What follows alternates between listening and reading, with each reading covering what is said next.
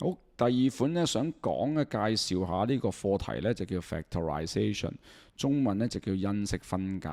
咁咧喺數學上高咧就其實叫做抽嘅啫，或者將佢變成一啲乘法，將啲算式由加法變成乘法嘅過程，我哋叫做因式分解啫。咁咧你 2x 加 2y 好似呢個咁啦，呢一款嘅形狀咁，大家都有個公因子 common factor 就叫做2，咁所以咧我就將佢抽出嚟。咁就變咗做 x 加 y， 咁呢個就係我哋要嘅答案啦。咁你睇下，原本係加數嚟嘅，就變咗做兩個數字嘅相乘，咁呢個咪叫 factorize 咯。OK，咁同一個道理，呢個大家都有 a， 咁我咪將個 a 抽出嚟，咁咪剩低 x 加 y 啦。好啦，然之後到第三條，呢個大家都有個 a， 咁我就將個 a 抽出嚟。咦？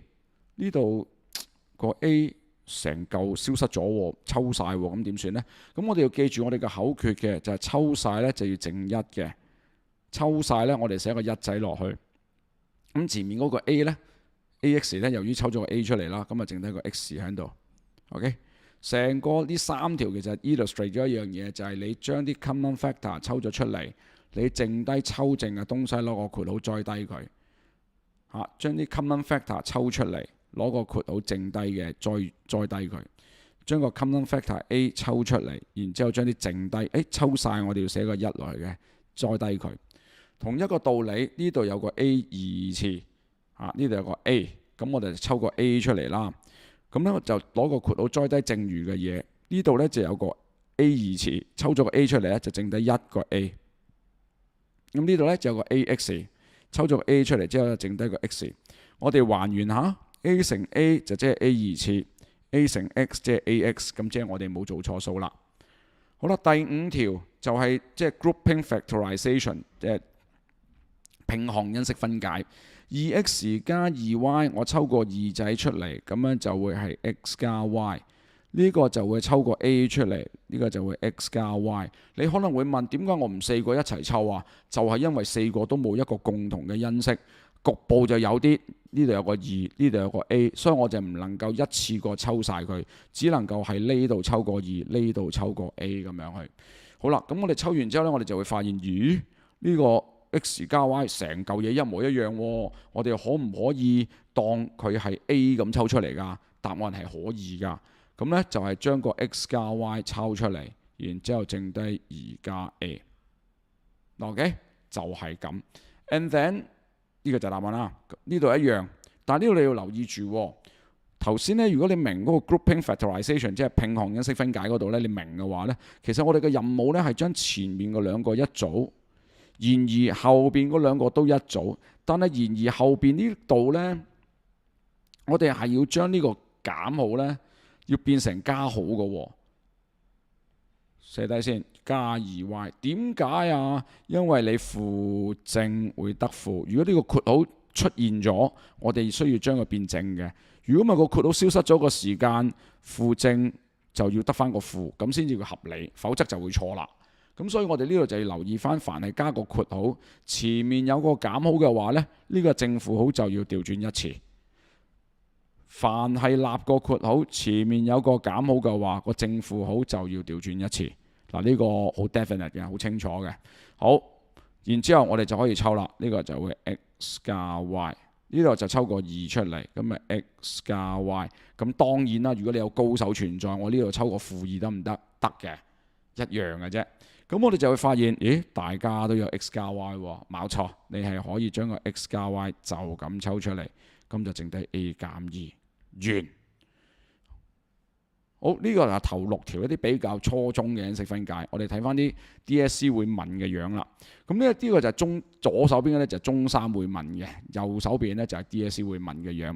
咁呢個咧就係即係十字相乘法嘅 cross method。咁呢度咧我就唔詳提啦。咁亦都因為有啲同學仔咧就可以用計數機去做嘅。咁咧就會 x 減 3y，x 減 y 咁樣去。咁當然你可以呢兩個括號你可以換位啦，可以調轉啦咁樣。咁呢個係 9a 二次減81，咁就係 3a 嘅二次方減9嘅二次方。咁咧如果你大家仲記得有條叫做即係平方差咧，就會 a 二次減 b 二次 A 減 B 乘 A 加 B 呢一個咁樣嘅恒等式，中學2年班嗌你做嘅因式分解。咁咧呢個咧就會係 A 減 B 乘 A 加 B， 呢一嚿就係我個 A， 呢一嚿就係我個 B。咁所以咧佢個答案咧就會係 A 減 B， 亦都即係 3A 減9 A 加 B， 即係 3A 加9。好啦，第9條咧就只不過係將中3嘅嘢咧，我哋再即係共冶一爐啊！就係、是、我哋睇睇題目先啊。x 二次減 4xy 加 3y 二次，呢、這個就係 x 二次減 4xy 加 3y 二次減 2x 加 2y。咁你就會發現，咦？呢橛其實就同呢橛一樣嘅，冇錯。其實 A part 咧其實相當簡單，就會 x 二次減 4xy 再加 3y 二次。咁我哋用計數機又好，十字相乘法又好，咁我哋就會得出呢一個嘅答案。再講多次，呢兩個括號嘅位置係可以調轉，乘法係可以互換嘅。好啦，咁跟住到 B part 啦 ，x 二次減 4xy 再加 3y 二次，再減呢個 2x 加 2y。好啦，由於呢一橛其實同 A part 一樣嘅，咁我哋就可以將個答案照拍落去。同頭先我講 grouping factorization 呢度一樣啦，我抽個負2出嚟，咁呢個就會抽個負2，咁就會 x 減 y 啦。咁呢個我諗好清楚啦，負就會得呢個正啊嘛。好啦，咁我哋做完呢個動作之後呢，我哋就會發現呢，咦，大家都有 x 減 y 喎，冇錯，你係需要再抽噶，一定要抽乾淨。抽唔乾淨就錯㗎啦，咁就 x 減 y 減2啦。OK， 咁跟住 last 一條一樣試下咧，你想做嘅你可以停低條片嚟試一試，係啦。咁答案咧就會喺呢度揭曉啦。咁首先 A part 咧就會係 A 減 2B， 跟住就會 A 加 2B， 跟住 A 加 4B， 係啦。咁因為咁計數機嘅啫，係啦，頭兩個答案記得唔愛啊！即係如果你用我 program 一個撳法嗰個係啦，咁跟住呢，你會發現，咦？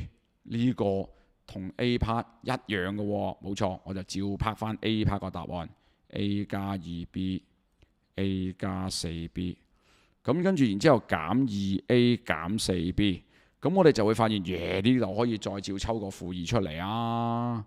咁呢個呢，留意翻就會係 A 加 2B。強迫症，好，前面呢度照抄，冇嘢好做㗎。前面反而係你睇我，即係我比較在意你識唔識得抽負2呢個 skills， 因為年年都問嘅，不斷喺度重複咁問緊。咁 A 加 2B 呢就可以抽佢出嚟。好 ，A 加 2B 抽出嚟，咁就剩低 A 加 4B 減2。好，咁啊因式分解呢就講到呢一度。